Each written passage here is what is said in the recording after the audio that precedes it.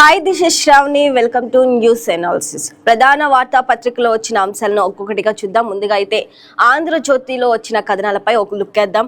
ఆంధ్రజ్యోతిలో ముందుగా మనం చూస్తున్నాం, బయట బగబగ ఇంట్లో కుతకుత అంటూ కూడా ఒక వార్త మనం చూస్తున్నాము. ఇక ఇందులో హెడ్లైన్స్ ఒకసారి చూస్తే, కోతలతో కష్టాలు, ఓవర్లోడ్, అత్యధిక ఉష్ణోగ్రతలతో టపాసులా పేలిపోయిన ట్రాన్స్ఫార్మర్లు, 2 రోజుల్లోనే పేలిన 22 ట్రాన్స్ఫార్మర్లు, ఈదురు గాలులతో 30కి పైగా ప్రాంతాల్లో తెగిపోయిన 33,132 కేవీ వైర్లు, సిబ్బంది కొరతతో మరమ్మతులు ఆలస్యం, ఫలితంగా ఎడాపెడా అధికార కోతలంటూ కూడా ఇక ఈ వార్త మనం చూస్తున్నాం. కోస్తా నిప్పుల కొలిమి. ఇక బెజవాడలో అయితే నిన్న మనం చూసుకుంటే 48.1 డిగ్రీల ఉష్ణోగ్రత అయితే నమోదైంది. ఇక మరొక 2 రోజులు కూడా ఇదే పరిస్థితి కొనసాగే అవకాశం ఉందని కూడా ఇప్పటికే ఐఎండీ హెచ్చరికలు జారీ చేసింది. ఇక ప్రజలు కూడా అప్రమత్తంగా ఉండాలంటూ కూడా చెప్పింది. అయితే ఇక కొన్ని ప్రాంతాల్లో అయితే ఉదయం వేళల్లో అయితే ఎండ నిప్పుల వర్షంలా కురిపిస్తుంది. ఇక సాయంత్రం టయానికైతే ఈదురు గాలులతో వర్షాలు కూడా కురుస్తూ అతలాకుతలం అవుతున్న పరిస్థితి మనం చూస్తున్నాము. 115 మండలాల్లో 40 డిగ్రీలకు పైగా ఉష్ణోగ్రతలు అయితే నమోదవుతున్నాయి. ఇక వడదెబ్బకు 15 మంది మృతి చెందారు. ఋతుపవనాలు మరింత ఆలస్యంగా వచ్చే అవకాశం ఉందంటూ మనకు తెలుస్తుంది. అంటే ఈ నెల 27న ఋతుపవనాలు ప్రవేశించే అవకాశం ఉందని కూడా మొదట చెప్పారు. ఇంకా ఆలస్యమయ్యే అవకాశం ఉందని కూడా మనకు తెలుస్తుంది. ఇక బానుడి బగబగలకు అధికార విద్యుత్ కోతలు సెగలు పుట్టిస్తున్నాయి. దీనికి తోడవటంతో రాష్ట్రం అయితే అల్లాడిపోతుంది. ఇక రోడ్లు పగిలే కార్తేకు భయపడి జనం ఇల్లైతే దాటడం లేదు. సోమవారం విజయవాడలోని పెనమలూరులో అయితే పగటి ఉష్ణోగ్రతలు అత్యధికంగా 48.1 డిగ్రీలుగా నమోదైంది. ఇక ఇప్పటి వరకు విద్యుత్ కోతలు మరింత నరకం చూపిస్తున్నాయి. బయట వేడిగాళ్ళు, ఇంట్లో ఉక్కపోతతో జనం అయితే ఇప్పటికే సతమతమవుతున్నారు. ఒకవైపు ఉక్క వేడితో అయితే ప్రజలు ఉక్కిరిబిక్కిరి అవుతున్న తరుణంలో అయితే విద్యుత్ కోతలు కూడా ప్రజలను తీవ్ర ఇబ్బందులు పడుతున్నాయి. ఇక ఓవర్ లోడ్ అయితే అధిక ఉష్ణోగ్రతలు నమోదవడంతో టపాసులా పేలిపోతున్న ట్రాన్స్ఫార్మర్లు అయితే 2 రోజుల్లో అయితే పేలిన 22 ట్రాన్స్ఫార్మర్లు అయితే ఉన్నాయంటూ కూడా ఆంధ్రజ్యోతిలో మనము ఈ వార్త చూస్తున్నాము. ఇక నిత్యం రద్దీగా ఉండే Vijayawada police control room circle అయితే ఎండ దెబ్బకు సోమవారం మధ్యాహ్నం అయితే ఇక్కడ మనం చూస్తున్న ఇమేజ్ లో నిర్మానుష్యంగా మారిన దృశ్యం ఒకటి మనకి ఆంధ్రజ్యోతిలో ప్రచురితం చేయడం జరిగింది. ఇక మరొక వార్త మనం కానీ చూస్తే ఆంధ్రజ్యోతిలో, ఇక భరించును అడ్డగోలుగా మాట్లాడితే పర్యవసానాలు అంటూ కూడా పవన్ కళ్యాణ్ అయితే అధికారులపై తీవ్ర అసంతృప్తి వ్యక్తం చేశారు. ఏదైతే నిన్న రాజమండ్రి కార్పొరేషన్ కార్యాలయంలో అయితే పవన్ కళ్యాణ్ ఉన్నతాధికారులతో అయితే సమీక్ష సమావేశం నిర్వహించారు. ఇక ఈ సమావేశంలో గోదావరి పుష్కరాలు 2027పై అయితే పవన్ కళ్యాణ్ ప్రత్యేక దృష్టి పెట్టారు. అయితే ఇప్పటి వరకు ఎలాంటి పనులు 8,600 కోట్లతో అయితే డిపిఆర్లు కూడా సిద్ధం చేయలేదంటూ కూడా అధికారుల తీరుపై అయితే తీవ్ర అసంతృప్తి వ్యక్తం చేసిన పరిస్థితి మనం చూస్తున్నాము. అయితే దారిపోయే ప్రతి ఒక్కడు రాలేద్దామంటే ఊరుకోనే ఉండము, జగన్ జైలుకు పోవాలని కోరారట. అమిత్ షా క్లాస్ తీసుకున్నారు. ఒకరు జైలుకెళ్లే జనసేన ఎదుగుతుందా? క్రైమ్ చేసినోడి గురించి నేనే చెప్పాలా? సుప్రీంకోర్టు జడ్జిలకు తెలీదా అంటూ కూడా అసహనం వ్యక్తం చేసిన పరిస్థితి మనం చూస్తున్నాము. ఇది నన్ను, అమిత్ షాను కాదు, వ్యవస్థను అవమానపరచడమే. బీజేపీ వాళ్ళు కూడా ఖండించకపోవటం బాధేసిందని కూడా పవన్ కళ్యాణ్ స్పష్టం చేశారు. పవన్ ఏమైనా అనేయొచ్చు, మనం ఏమైనా అంటే కులం ప్రాంతం గుర్తొచ్చేస్తాయి. ఇక అటు సీఎం చంద్రబాబు కానీ, మాజీ సీఎం కానీ జగన్ కలిస్తే వాళ్ళిద్దరు కులాల గురించి ఎక్కడ కూడా మాట్లాడుకోరు. ప్రతి మీటింగ్ లో కూడా కాపు కులం అడ్డైపోతుందా, ప్రతి మీటింగ్ లో కూడా పదే కులాల్ని తీసుకొస్తున్నారంటూ కూడా పవన్ కళ్యాణ్ అయితే ఆగ్రహం వ్యక్తం చేసిన పరిస్థితి మనం చూస్తున్నాం. ఇక అభిమానులందరికీ ఏకతాటిపై ఉండటంతో తమిళనాడులో ఒక హీరో సీఎం అయ్యారు. ఇక ఇక్కడ మాత్రం సినిమా పరంగా ఇష్టపడ్డ పాలిటిక్స్ లోకి వచ్చేసరికి కూడా కులం అడ్డైపోతుందంటూ కూడా స్పష్టం చేశారు. ఇక కూటమి కోసం ఎన్నిసార్లు సర్దుకుంటా, ఒక పార్టీ కోసం అయితే కాదు, 5 కోట్ల ప్రజల కోసం భరిస్తా. కార్యకర్తల భేటీలో జనసేనాని అయితే తీవ్ర ఆగ్రహం వ్యక్తం చేసిన పరిస్థితి మనం చూస్తాం. ఇక డీటెయిల్ గా మనం ఒకసారి చూసుకుంటే, రోడ్డును పోయే ప్రతి ఒక్కడు అంటూ మేము భరిస్తామా, భరించినంత కాలం భరించాం. ఇక ఏళ్ల కిందట ఒక మాట చెప్పాను, భరిస్తాం, సహిస్తాం, అవసరమైతే తాట తీస్తామని కూడా పవన్ కళ్యాణ్ అయితే చాలా మీటింగుల్లో అయితే చెప్పడం జరిగింది. ఇక మీరు ఎంత యుద్ధం కావాలనుకుంటే అంత యుద్ధం ఇవ్వగలను, అది మీ సామర్థ్యంపై ఆధారపడి ఉంటుంది. విఘ్నత విచక్షణ ఉన్నవాడికి కాబట్టి పరిధిలో మాట్లాడతాను, స్థాయి దాటితే ఎవరిని లెక్క చేయను అంటూ కూడా జనసేన నాయకులు అయితే ఫాలో కావాలి, లేదంటే ఉండొద్దు, మీరు నన్నే సేనాని అన్నారు, మీ సేనాని చెప్పింది మీరే వినాలంతే అంటూ కూడా పవన్ కళ్యాణ్ ఆగ్రహం వ్యక్తం చేశారు. ఇక చర్యకు ప్రతిచర్య ఉంటుంది, కర్మ ఎవరిని వదలదు, ఎవరు చేసిన పనులు వాళ్ళకే తగలక తప్పదు, అది మంచైనా చెడైనా అని జనసేన పార్టీ అధినేత పవన్ కళ్యాణ్ అన్నారు. ఇక సోమవారం deputy CM Pawan Kalyan Rajahmundry parliament నియోజకవర్గ పార్టీ సమావేశంలో ఆయన మాట్లాడారు. ఇటీవల కొద్ది కాలంగా తనపై జనసేనపై జరుగుతున్న చర్చలకైతే ఆయన ఒక సమాధానం ఇస్తూ అయితే మాట్లాడటం జరిగింది. ఇక మనం ఆంధ్రజ్యోతిలో మరొక వార్తగానే చూసుకుంటే యువత కళల్ని నిజం చేస్తూ అంటూ కూడా ఈ వార్త ప్రచురితమైంది. ఇక ఒకసారి ఇందులో హెడ్లైన్స్ కానీ మనం చూసుకుంటే, యువత కళల సహకారానికి ఎంఎస్ఎంఈ వేదిక, రాష్ట్రంలో 1 కోటి ఎంఎస్ఎంఈల స్థాపనే లక్ష్యంగా అయితే ఆ సీఎం చంద్రబాబు ముందుకెళ్తున్నారు. ఇక 1 ఫ్యామిలీ 1 ఎంటర్ప్రెన్యూర్ సాధిస్తాం, 175 ఎంఎస్ఎంఈ పార్కుల ఏర్పాటు చేస్తున్నాం, ఇప్పటికే 138 సిద్ధం, ఇక జూలైకి మొత్తం రెడీ అంటూ కూడా ఈ వార్త మనం చూస్తున్నాం. చిప్ టు షిప్ నినాదం మేరకు తయారీపై అయితే దృష్టి సారించారు. సైనింగ్ గ్రౌండింగ్ ఓపెనింగ్ పద్ధతిన పరిశ్రమలు ప్రపంచ మార్కెట్కు మన ఎంఎస్ఎంఈ ఉత్పత్తులు అయితే మెరుగ్గా ముందుకెళ్తున్నాయి అంటూ కూడా చంద్రబాబు నిన్న జరిగిన ఎంఎస్ఎంఈ గ్రోత్ సమ్మిట్లో అయితే మాట్లాడటం జరిగింది. దీని ద్వారా యువతకైతే ఈ సంస్థ ద్వారా అనేక ఉద్యోగాలు సాధ్యమైంది. ఏది అనేది అనుకుంటే మాత్రం ఎంఎస్ఎంఈ అని కూడా చెప్పడం జరిగింది. 200 కోట్లతో క్లస్టర్ డెవలప్మెంట్ ప్రోగ్రాము 10 దశల్లో 100కు పైగా సంస్థలతో ముందుకెళ్తున్నారు. ఇక ఎంఎస్ఎంఈ గ్రోత్ సమ్మిట్లో సీఎం చంద్రబాబు 38 ఎంఎస్ఎంఈ పార్కులకు వర్చువల్ గా అయితే శంకుస్థాపన చేయడం జరిగింది. ఇక విజయవాడ అంబేద్కర్ కళా వేదికకు ప్రారంభోత్సవంలో మేటా, అమెజాన్ సహా వివిధ సంస్థల్లో ఎంఓయూలు అయితే పెట్టుకోవడం జరిగింది. ఎక్కువగా మేటా, అమెజాన్ సంస్థలతో ముందుకెళ్తే యువతకు రానున్న రోజుల్లో కూడా అనేక ఉద్యోగాలు సాధ్యమవుతున్నాయి అని కూడా నిన్న జరిగిన ఎంఎస్ఎంఈ గ్రోత్ సమ్మిట్లో అయితే సీఎం చంద్రబాబు మాట్లాడుతూ జరిగింది. ఇక నాలెడ్జ్ ఎకానమీకి ఏపీ చిరునామాగా ఉండాలి, 2047 నాటికి తెలుగు జాతి ప్రపంచంలోనే నెంబర్ 1 నిలవాలనేది నా ఆకాంక్ష అంటూ కూడా చెప్పారు. ఇక విలువలకు కట్టుబడి నైతికత ప్రతిపాదిక పనిచేస్తే వెనుదిరగవలసిన పని ఉండదు, ఏపీని దేశంలోనే అత్యంత స్కిల్ నాలెడ్జ్ ఇన్నోవేషన్ హబ్గా తీర్చిదిద్దాం, క్వాంటమ్ కంప్యూటర్ల తయారీ కేంద్రంగా అమరావతి తయారవుతుంది, అప్పుడు అభివృద్ధికి కొత్త దిశ ఏర్పడుతుందంటూ కూడా నిన్న జరిగిన కార్యక్రమంలో అయితే చంద్రబాబు మాట్లాడారు. ఇక యువత కళల్ని నిజం చేసే బాధ్యతను మేం తీసుకుంటాం, పెద్దలు, టీనేజర్లు, జెన్ ఆల్ఫా, జెన్ జీ ఇలా తరానికి ఆలోచనలు పూర్తిగా మారిపోతూ ఉంటాయి. ఇక మీ ఆశయాలేంటి, ఏ విధంగా చదువుకుంటారో చెప్పండి, మా ప్రభుత్వం పూర్తిగా అండగా ఉంటుంది. అన్ని రాష్ట్రంలోని యువతకు ముఖ్యమంత్రి చంద్రబాబు భరోసానిచ్చారు. నిన్న జరిగిన సమావేశంలో అయితే చంద్రబాబు మాట్లాడటం జరిగింది. ఇప్పటికే 138 సిద్ధం చేశారు, జూలై నాటికైతే మొత్తం రెడీ అవుతున్నాయి. ఇక ప్రపంచ మార్కెట్ కు మన ఎంఎస్ఎంఈ ఉత్పత్తులు అయితే మెరుగ్గా ఉండనున్నాయి అంటూ కూడా చంద్రబాబు మాట్లాడటం జరిగింది. ఇక 38 ఎంఎస్ఎంఈ పార్కులు వర్చువల్ గా అయితే శంకుస్థాపన చేయటం జరిగింది.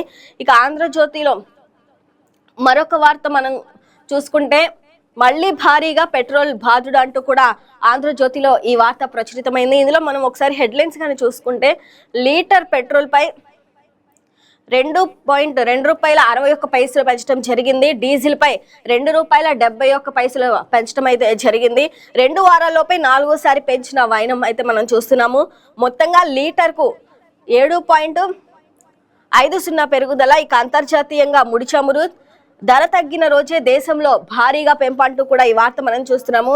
ధరలు పెంచే మనిషి మళ్ళీ బాధారు, రాహుల్ గాంధీ అయితే వ్యాఖ్యలు చేశారు. కొన్ని వ్యాఖ్యలు, సామాన్య పొదుపును తగలబెట్టడానికి మోదీ సర్కార్ పెట్రోల్ చల్లారుతుందంటూ కూడా ఖర్గే కూడా దీనిపై ఘాటుగా స్పందించిన పరిస్థితి మనం చూస్తున్నాం.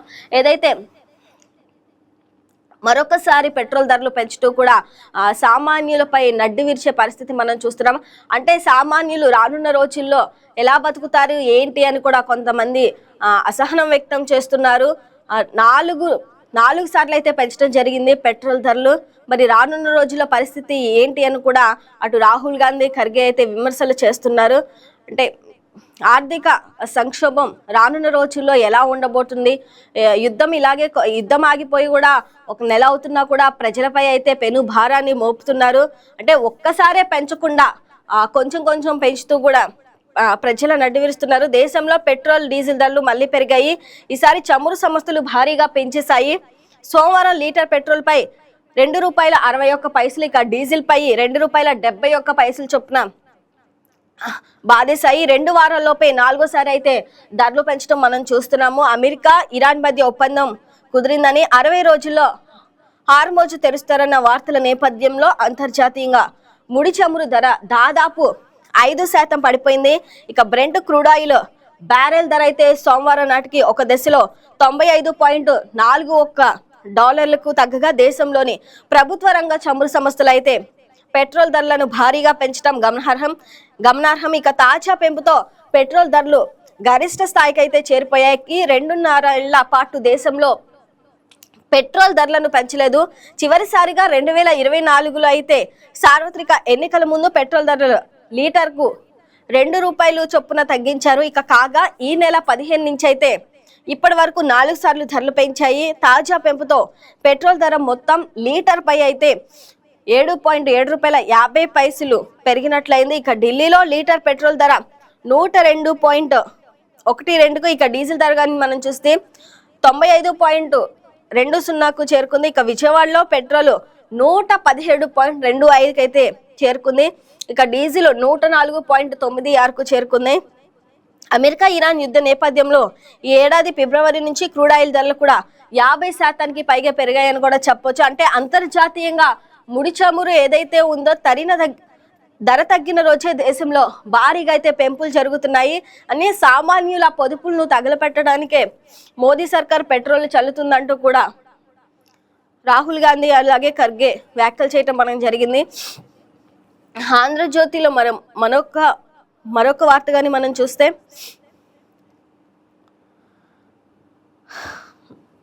తిండి పెట్టిన యజమానినే చంపారు అంటూ కూడా ఈ వార్త మనం చూస్తున్నాము.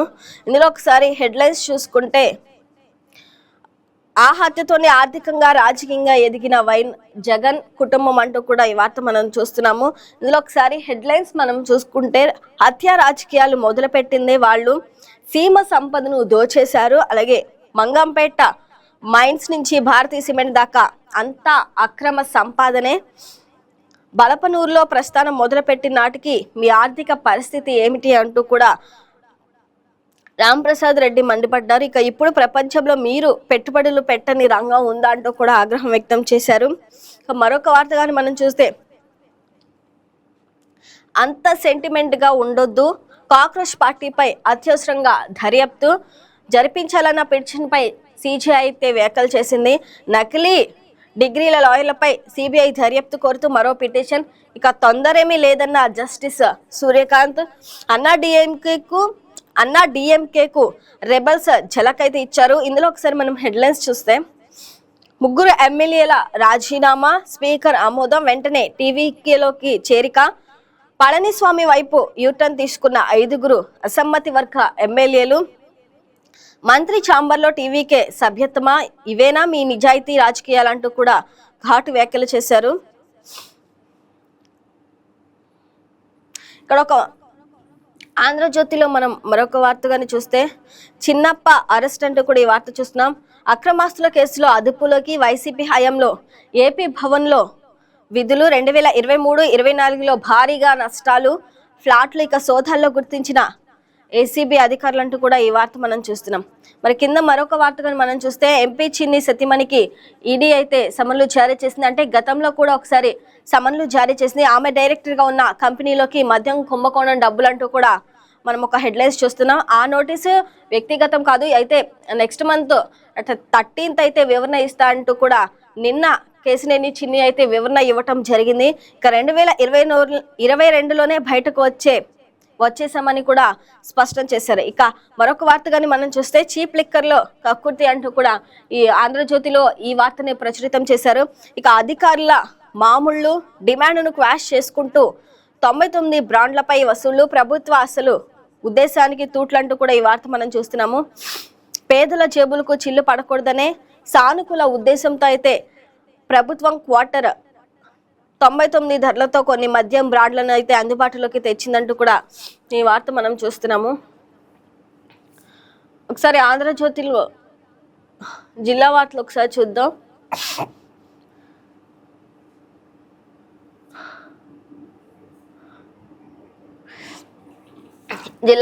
జిల్లా వార్తలు కానీ మనం చూస్తే మండే అంటూ ఆంధ్రజ్యోతిలో ఈ వార్త ప్రచురితం చేశారు. ఉక్కిరిబిక్కిరి అయిన ఉమ్మడి కృష్ణా జిల్లా. రోహిణి కార్తె మొదటి రోజు అగ్నిగుండం. ఏదైతే మండే ఉందో మండే రోజు నిన్న రోహిణి కార్తెక్ రోడ్లని పగులుతాయంటారు. ఇక అదే విధంగా 4 రోజుల ముందు నుంచి అయితే ఎండ భానుడు తన ప్రతాపం చూపిస్తున్నాడు. అంటే రానున్న 2 రోజుల్లో కూడా ఇదే కొనసాగే అవకాశం ఉంది. ఇక సాయంత్రానికైతే ఈదురుగాలు వీచే అవకాశం ఉంది. ఇంకా ప్రజలు కూడా హోర్డింగులు చెట్ల కింద ఉండొద్దని ఇప్పటికే ఐఎండీ అయితే హెచ్చరికలు అయితే జారీ చేసింది. ఇక ఉక్కిరిబిక్కిరి అయిన ఉమ్మడి కృష్ణా జిల్లా. రోహిణి కార్తె మొదటి రోజు అయితే అగ్నిగుండం. కంకిపాడులో రికార్డు స్థాయిలో 48.1 డిగ్రీలు ఉష్ణోగ్రతలు అయితే నమోదవుతున్నాయి. ఇక రానున్న రోజుల్లో కూడా 50కి వెళ్లే అవకాశం ఉందని కూడా ఇప్పుడే ఐఎండీ అయితే హెచ్చరికలు అయితే జారీ చేసింది. ఇక కృష్ణా జిల్లాలోని 2 ప్రాంతాలకు రెడ్ అలర్ట్. ఇబ్రహీంపట్నంలో 46.3 డిగ్రీల ఉష్ణోగ్రతలు నమోదవుతున్నాయి. దీంతో కొన్ని ప్రాంతాలకైతే ఇప్పటికే రెడ్ అలర్ట్లు జారీ చేశారు. ప్రజలు కూడా ఎక్కడ కూడా బయటకు రాకుండా అప్రమత్తంగా ఉండాలంటూ కూడా అధికారులు అయితే కొన్ని ఆదేశాలు జారీ చేస్తున్నారు. ఉదయం 10 గంటల నుంచి సాయంత్రం 4 గంటల వరకు కూడా ఎవరు బయటకు రావద్దు. అలాగే చిన్నపిల్లలు, గర్భిణీలు, వృద్ధులు కూడా జాగ్రత్తగా ఉండాలంటూ కూడా అధికారులు ఆదేశించారు. ఇక రోహిణి కార్తె మొదటి రోజు ఉమ్మడి కృష్ణా జిల్లాను మంటెక్కిచ్చేసింది. కృష్ణా జిల్లాలో 2 ప్రాంతాలకు వాతావరణ శాఖ రెడ్ అలర్ట్ ప్రకటించింది. 18 మండలాల్లో ఆరెంజ్ అలర్ట్ ఉన్నాయి. ఇక ఎన్టీఆర్ జిల్లాలో 20 మండలాలకు గాను 5 ఆరెంజ్ అలర్ట్ లో ఉన్నాయి. ఇక అధిక ఉష్ణోగ్రతలు నమోదవటంతో పాటు తీవ్రమైన వేడి వడగాడ్పులు, ఒక్కపోతు కారణంగా ప్రజలు బయటకు రావటానికైతే భయపడుతున్నారు. ఇంతకు ముందు ఎన్నడూ లేనంతగా కంకిపాడులో 48.1 డిగ్రీల ఉష్ణోగ్రత నమోదైంది. అలాగే ఉయ్యూరులో మనం చూసుకుంటే 46.6 డిగ్రీల ఉష్ణోగ్రత, ఇబ్రహీంపట్నంలో 46.3 డిగ్రీల ఉష్ణోగ్రత, నందిగామ 45.9 డిగ్రీల ఉష్ణోగ్రత నమోదవుతుంది. ఇక పమిడి ముక్కల 45.5, మైలవరం 45.1, ఇక కోడూరులో 44.8 డిగ్రీలు, పెడన, గుడ్లవల్లేరులో అయితే 44.7 డిగ్రీలుగా ఉష్ణోగ్రత నమోదైంది. ఇంకా రానున్న 2 రోజులు అయితే ఇదే పరిస్థితి కొనసాగే అవకాశం ఉందని కూడా అధికారులు చెప్తున్నారు. మరొక వార్తగా మనం చూస్తే అంబేద్కర్ కళా వేదిక అదర్హో అంటూ కూడా ఆంధ్రజ్యోతిలో ఈ వార్త ప్రచురితం చేశారు.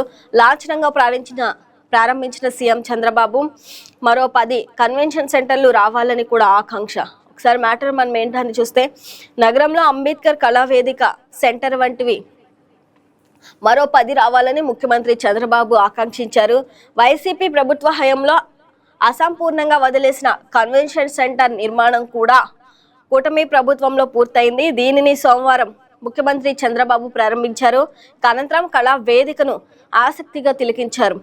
ఆడిటోరియం, సూట్స్, అడ్మినిస్ట్రేషన్ బిల్డింగ్స్ వంటివి వాటిని చూశారు. ప్రపంచ స్థాయి ప్రణాళికతో కళావేదిక రూపుదిద్దుకోవటంపై ఆయన ఏపీఐఐసి అధికారులకు అభినందనలు అయితే తెలిపారు. మరొక వార్త మనం చూస్తే కాకి స్టూడియో అంటూ కూడా ఆంధ్రజ్యోతిలో ఈ వార్త మనం చూస్తున్నాం. కమిషనరేట్లో ఈ నేరాల నియంత్రణకు కొత్త ప్రణాళిక.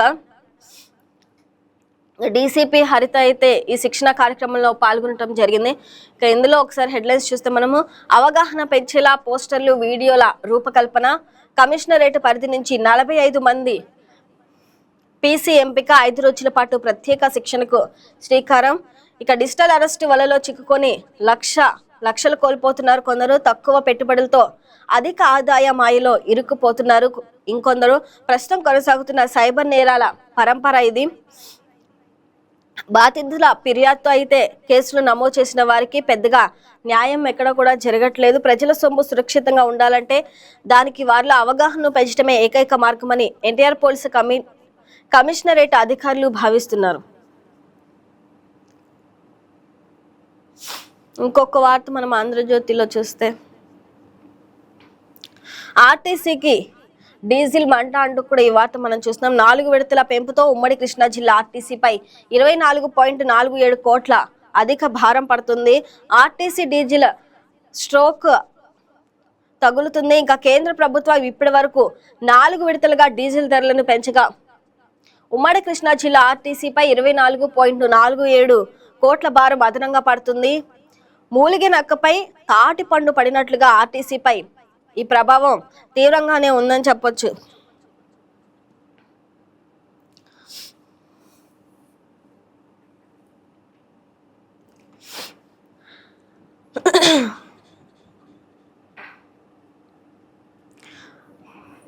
రైట్. ఇక మరొక వార్తాపత్రికని మనం చూసుకుంటే ఆంధ్రప్రభలో అయితే నాడు మనం ఏదైతే ఆంధ్రజ్యోతిలో చూసామో దానికి సంబంధించి ఎంఎస్ఎంఈ ఆంధ్రప్రభలో కూడా ఈ వార్త ప్రచురితమైంది. ఎంఎస్ఎంఈ ఉత్పత్తులు రాష్ట్రంలో 1 కోటి ఎంఎస్ఎంఈలు ఏర్పాటుగా లక్ష్యమైతే పెట్టుకున్నారు. సైనింగ్, గ్రౌండింగ్, ఓపెనింగ్ మా విధానం, విలెట్ టు గ్లోబల్ మా నినాదం అంటూ కూడా ఈ వార్త మనం చూస్తున్నాము. ఒకే వేదికపై స్టార్టప్లు, పారిశ్రామిక యూనిట్లు, నిపుణులు, బ్యాంకులు, పరిశ్రమలకు 500 కోట్ల మేర ప్రోత్సాహకాలు ఇచ్చాం. జెన్జీ, జెన్ ఆల్ఫా ఆకాంక్షలకు అనుగుణంగా కార్యాచరణ. ఇక టెక్నాలజీతో పాటు ఆధ్యాత్మికత కూడా ముఖ్యమే. ఈ ఏడాది 5 లక్షల మంది డ్వాక్రా మహిళల్ని ఎంటర్‌ప్రెన్యూర్లుగా తీర్చిదిద్దుతాం. ఒక పరిశ్రమ వ్యర్థాలు, ఇంకో పరిశ్రమకు ముడి సరుకుకు ఎకోసిస్టము. ఏపీ నుంచి 100 యూనికార్న్ సంస్థల ఏర్పాటు లక్ష్యం. ఎంఎస్ఎంఈ గ్రోత్ సమిట్ లో సీఎం చంద్రబాబు అయితే ఇలా మాట్లాడటం జరిగింది. ఏపీలోని గ్రామీణ ప్రాంతాల్లో ఏర్పాటైన ఎంఎస్ఎంఈ ఉత్పత్తులు ప్రపంచ విపణికి చేర్చేందుకు ప్రయత్నిస్తున్నామని ముఖ్యమంత్రి చంద్రబాబు నాయుడు పేర్కొన్నారు. ఇక దేశ ఆర్థిక వ్యవస్థకు ఎంఎస్ఎంఈ రంగం ఊపిరని, భారీ పరిశ్రమలు దేశానికి ప్రతిష్టత తీసుకొస్తే సూక్ష్మ, చిన్న, మధ్య తరహా పరిశ్రమలు లక్షల మందికి జీవనోపాధి కల్పిస్తాయని అన్నారు. ఇక ఈ నేపథ్యంలో రాష్ట్రంలోని 1 కోటి ఎంఎస్ఎంఈల ఏర్పాటు కావాలని తన ఆకాంక్షని సీఎం చంద్రబాబు అయితే పేర్కొనడం జరిగింది. అయితే ఈ ఏడాది మాత్రం 5 లక్షల మంది డ్వాక్రా మహిళలను ఎంటర్‌ప్రెన్యూర్స్ గా తీర్చిదిద్దుతామంటూ కూడా సీఎం చంద్రబాబు స్పష్టం చేయడం జరిగింది. ఇంకా ఒక పరిశ్రమ వ్యర్థాలు, ఇంకో పరిశ్రమ ముడి సరుకుకు ఎకోసిస్టమ్. ఏపీ నుంచి 100 యూనికార్న్ సంస్థల ఏర్పాటుగా లక్ష్యంగా చేశారు. ఇంకా మరొక వార్తగాని మనం చూస్తే, మేటా, అమెజాన్, జోహో సంస్థలతో ఎంఓయూలు అంటూ కూడా ఏదైతే ఈ వార్తకి సంబంధించి కూడా ఇక్కడ మనం చూస్తున్నాము. స్టార్టప్లకు కియా సహకారం, డీప్ టెక్ 20 కోట్ల సబ్సిడీ ఫండ్. ముఖ్యమంత్రి సమక్షంలో ఎంఎస్ఎంఈ డెవలప్మెంట్ కార్పొరేషన్ కీలక ఒప్పందాలు చేసుకోవడం అయితే జరిగింది. కొన్ని సంస్థలు నిన్న సీఎం చంద్రబాబు నాయుడుతో అయితే ఒప్పందాలు చేసుకోవడం జరిగింది. సాగర తీరానికి విజన్ ప్లాను, సముద్ర సంపదను అందిపుచ్చుకునేలా కార్యాచరణ, తీర ప్రాంతం కోతకు గురి కాకుండా రక్షణ చర్యలు, సీవీడ్ మార్కెటింగ్ అంశాలను పరిశీలించాలి. మైరైన్ బయోడైవర్సిటీని కాపాడేలా ఇప్పటికే ప్రణాళికలు అయితే సిద్ధం చేస్తున్నారు. సముద్ర తీర అభివృద్ధిపై నిపుణుల భేటీలు అయితే చంద్రబాబు అయితే స్పష్టం చేశారు. ఇక ఎంఎస్ఎంఈ గ్రోత్ సమ్మిట్ 2026 ఏపీ సూక్ష్మ, చిన్న, మధ్య తరహా పరిశ్రమల అభివృద్ధికి కార్పొరేషన్ కీలక ఒప్పందాలు అయితే చేసుకుంది. అనంతరం రాష్ట్రంలో స్టార్టప్లు, ఎంఎస్ఎంఈల ప్రోత్సాహకానికి వివిధ సంస్థలు ముఖ్యమంత్రి చంద్రబాబు సమక్షంలో ఒప్పందాలు అయితే కుదుర్చుకున్నాయి. ఇంకో వార్తగాని మనం చూస్తే, ఆంధ్రప్రభలో మితిమీరిన సహనం చేతగాని తనమే అంటూ కూడా ఈ వార్త మనం చూస్తున్నాం. ఆ విశ్లేషకుడిది పిచ్చి లాజిక్, ఇష్టానుసారంగా మాట్లాడుతుంటే చూస్తూ ఊరుకోం, తాట తీస్తా, నా మౌనం మెతకదనం కాదు, రాటు తేలుతున్నామని అర్థం. పోరాటం జనసేన మూల లక్ష్యం, క్రమశిక్షణతో ఉంటేనే కూటమి బలంగా ఉంటుంది అంటూ కూడా జైన సైనికులకి పవన్ కళ్యాణ్ దిశానిర్దేశం చేశారు. ఇక జనం కోసం ఇబ్బందుల్ని భరిస్తా, రాజమండ్రి కార్యకర్తల సమావేశంలో జనసేనాని పవన్ కళ్యాణ్ అయితే ఈ వ్యాఖ్యలు చేశారు. ఏదైతే మనం ఇందాక ఆంధ్ర జ్యోతిలో చూసామో, ఇప్పుడు అదే వార్త మనము ఆంధ్రప్రభలో చూస్తున్నాము. ప్రణాళిక లేకుండా నిధులు ఎలా వస్తాయి అంటూ కూడా నిన్న జరిగిన కార్పొరేషన్ కార్యాలయం సమీక్ష సమావేశంలో అయితే పవన్ కళ్యాణ్ అధికారుల తీరుపై ఘాటుగా విమర్శలు చేశారు.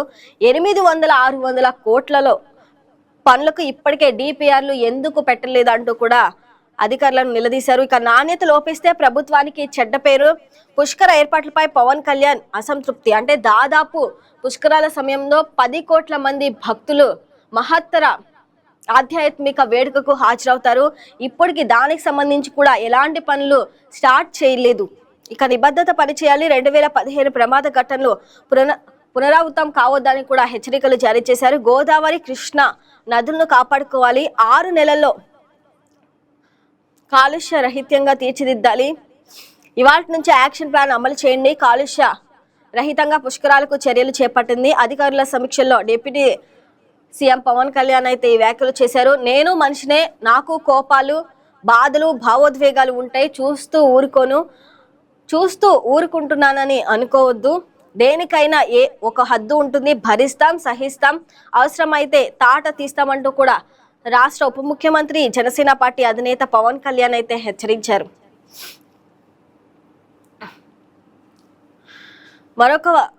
ఆంధ్రప్రభలో మరొక వార్తగాని మనం చూస్తే క్రూడ్ దిగొచ్చిన వార్తలు తప్పు అంటూ కూడా ఇక్కడ ఈ వార్త ప్రచురితం చేయటం జరిగింది. ఏదైతే ఆంధ్రప్రభలో ఆంధ్రజ్యోతిలో ఇందాక మనం చూసాము, పెట్రోల్ డీజిల్ పై 4వ సారి అయితే పెరగటం జరిగింది.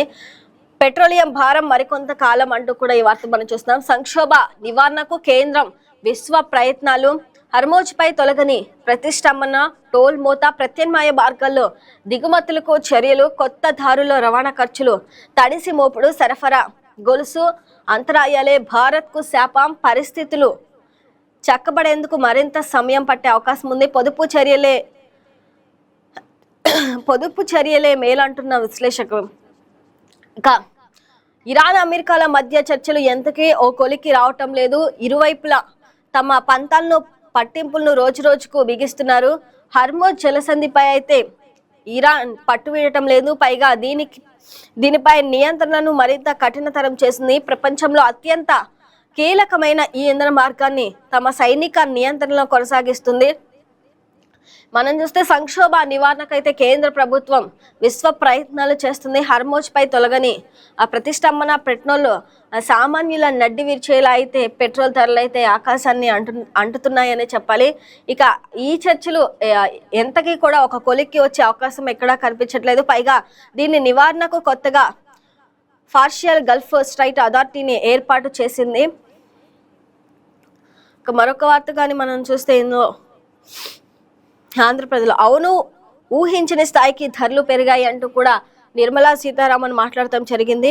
ఇందులో ఒకసారి హెడ్లైన్స్ మనం చూస్తే, ఆర్థిక వ్యవస్థకు డోకా లేదు, ప్రస్తుత సంక్షోభానికి బయటి పరిస్థితులే కారణము, 3 ఎఫ్ఐఎల్ పైనే దృష్టి, ఫ్యూయల్, ఫెర్టిలైజర్, ఫారెక్స్ కీలకం, ఎక్సైజ్ సుంకం తగ్గింపుతో ఖజానాకు 1,00,000 కోట్లు గండి, పొదుపు చర్యలపై నిరాశవాదం వ్యాప్తి సరికాదు అంటూ కూడా నిర్మలా సీతారామన్ స్పష్టం చేశారు. ప్రజల్ని భయపెట్టేలా లేనిపోని ప్రచారం తగదు. సిజి వ్యవస్థాపక దినోత్సవ వేడుకల్లో అయితే కేంద్ర మంత్రి నిర్మలా సీతారామన్ ఈ వ్యాఖ్యలు చేయటం జరిగింది. మరొక వార్తాపత్రికను మనం చూద్దాం.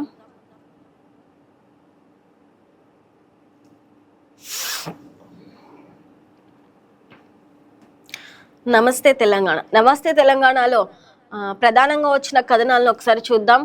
మోదీ సర్కార్ 12 ఫెయిల్యూర్స్ అంటూ కూడా ఈ వార్త మనం చూస్తున్నాం. ఇందులో ఒకసారి హెడ్లైన్స్ చూస్తే, నిరుద్యోగం, పేపర్ లీకులతో ఆగమైన యువత, ఇక ఉద్యోగులు రాకపోవడంతో రోజుకు 40 మంది బలి, మహిళలపై రోజుకు 1209 చొప్పున అఘాయిత్యాలు, సర్కారు సాయం లేక గంటకొక రైతైతే ఉరికొయ్యకు, దౌత్య వైఫల్యంతో నిన్నటి మిత్రులు నేడు విరోధులు, 50కి పైగా ప్రగతి సూచీల్లో అద్దపతలానికి దేశంలో ఒక్కో నెత్తి మీద 1.48 లక్షల రుణం, పన్నుల పేరిట 350 లక్షల కోట్లకు రాబట్టిన కేంద్రం, డాలర్ ముందు నిలబడలేక రూపాయి గింగిరాలు అంటూ కూడా నమస్తే తెలంగాణలో ఈ వార్త మనం చూస్తున్నాం. 12 ఏండ్లు 144 నెలలు 4,383 రోజులు కేంద్రంలో అధికార పగ్గాలు చేపట్టిన ఎన్డీఏ సర్కార్కు నేటికి పుష్కర కాలం. అయితే ఈ కాలంలో దేశ ప్రజల బతుకులు వేదనాభరితంగా మారాయి అంటూ కూడా నమస్తే తెలంగాణలో ఈ వార్త మనం చూస్తున్నాం. సర్కారు సమయం లేక గంటకొక రైతులు ఉరికొయ్యారు. ఇక దౌత్య వైఫల్యంతో నిన్నటి మిత్రులు నేడు విరోధులుగా మారారు అంటూ కూడా మోదీ సర్కార్ 12 ఫెయిల్యూర్స్ లో ఈ వార్త మనం చూస్తున్నాము. మరొక వార్తగాని నమస్తే తెలంగాణలో మనం చూస్తే డిప్యూటీ సీఎం బట్టి ఇలాకాలో రైతులపై కేసులు నమోదవుతున్నాయి అంటూ కూడా ఈ వార్త మనం చూస్తున్నాం. పంట కొనాలని అడిగినా పాపానికే వేధింపులు. పంట కొనాలడిగిన పాపానికే వేధింపులు తప్పటం లేదంటూ కూడా రైతులైతే ఆగ్రహం వ్యక్తం చేస్తున్నారు. పైగా వారిపైనే తిరిగి కేసులు పెట్టిన పరిస్థితి మనం చూస్తున్నాం. ఈ వార్తలో మక్కలు కొనాలని 55 రోజులుగా ఆందోళన, విసిగిపోయిన సొసైటీ గేటుకు తాళమేసి నిరసన. ఖమ్మం జిల్లా చింతకాని రైతులపై పోలీస్ కేసులు, స్థానిక అధికార పార్టీ నేతల ఒత్తిడి వల్లే కేసులు అంటూ కూడా రైతులు ఆరోపణలు చేస్తున్నారు. అందరికీ అన్నం పెట్టే రైతులపై కాంగ్రెస్ సర్కార్ కక్ష గట్టిందంటూ కూడా ఈ వార్త మనం చూస్తున్నాం. ఆరుగాలం కష్టపడి చేతికొచ్చిన పంటలను అమ్ముకునేందుకు కేంద్రాలకు తరలించిన రైతులపై అక్రమ కేసులు పెడుతున్నారు. 55 రోజులుగా మక్కల కొనుగోలు చేయటం లేదని ప్రభుత్వాన్ని మార్క్ఫెడ్ అధికారులను ప్రశ్నించిన పాపానికి రైతులు వారి మద్దతు తెలిపిన వారిపై అక్రమ కేసులను పూనుకుంటున్నది. ఇక ఈ నేపథ్యంలో వారి హక్కుల కోసం పోరాడిన రైతులపై అక్రమ కేసులు పెట్టడం దుర్మార్గమని బీఆర్ఎస్ రైతు సంఘాల నాయకులు తీవ్ర ఆగ్రహం వ్యక్తం చేశారు. ఇక ఖమ్మం జిల్లా చింతకాని సొసైటీ కార్యాలయ గేటుకు తాళం వేసిన ఘటనలో కేసు నమోదైన వారు రైతులు కాదని చింతకాని పోలీసులు విడుదల చేసి ఒక ప్రకటనపై ఏదైతే చింతకాని సొసైటీ కార్యాలయ గేటుకు తాళం వేసిన ఘటనలో కేసు నమోదైన వారు రైతులు కాదని చింతకాని పోలీసులు విడుదల చేసిన ప్రకటనపై అటు బీఆర్ఎస్ వర్గాలు ఘాటుగా స్పందించి మండిపడ్డాయి. అయితే మక్కలు కొనాలని 55 రోజులుగా రైతులైతే ఆందోళన చేస్తున్నారు. అవన్నీ ఏమీ పట్టనట్టుగా అయితే కాంగ్రెస్ పార్టీ అయితే రైతులపై ఒక కక్ష గట్టిందంటూ కూడా బీఆర్ఎస్ నేతలు ఆగ్రహం వ్యక్తం చేస్తున్నారు. రాష్ట్ర వ్యాప్తంగా వడ్లు మక్క రైతుల ఆందోళన. సిద్దిపేట జిల్లాలో సీఎం దిష్టి బొమ్మ దహనం. కంటపెట్టని ప్రభుత్వంపై అన్నదాతల కన్నెర్ర. ఎక్కడ ధాన్యం అక్కడే పేరుకుపోయి ఆక్రందన అంటూ కూడా ఈ వార్త మనం చూస్తున్నాము. జగిత్యాల రూరల్ కన్నాపూర్లో ధాన్యానికి చెదలు, పలుచోట్ల ఈదురుగాలుల వానకు తడిసిన ధాన్యం. జనగామ జిల్లాలో సెంట్రల్లోనే కుప్పకూలిన రైతులు అంటూ కూడా నమస్తే తెలంగాణలో ఈ వార్త చూస్తున్నాం. మరి విసిగిపోయిన సొసైటీ గేటుకు తాళం వేసి కూడా నిరసన తెలుపుతున్నారు. మరి ప్రభుత్వం దీనిపై స్పందించి మరి వెంటనే ధాన్యం కొనుగోలు చేసే అవకాశం ఉండాలని కూడా కోరుకుందాం. సో ఇవి ఈరోజు ప్రధాన వార్తాపత్రికలో వచ్చిన ముఖ్యమైన అంశాలు. That's all for now. Keep watching YK news. ఇది తెలుగువారి గుండె చప్పుడు.